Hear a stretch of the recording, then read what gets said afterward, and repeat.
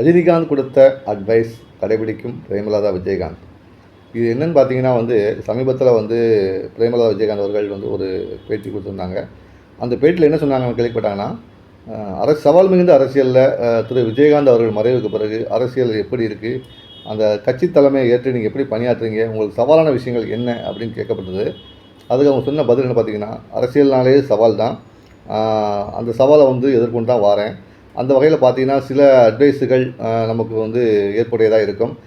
நடிகர் ரஜினிகாந்த் அவர்கள் ஜெயிலர் பட வெளியிட்டிருக்கால ஒரு வசனம் பேசியிருப்பார்.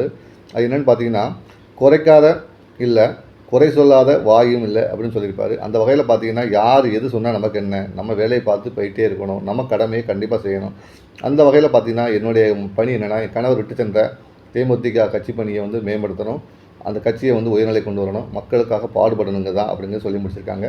இதை பற்றி நீங்கள் நினைக்கிறத கமெண்ட் பாக்ஸில் பதிவு பண்ணுங்கள். தொடர்ந்து நம்ம அரசியல் பேசுவோம். நான் உங்கள் பேனக்காரன். நன்றி.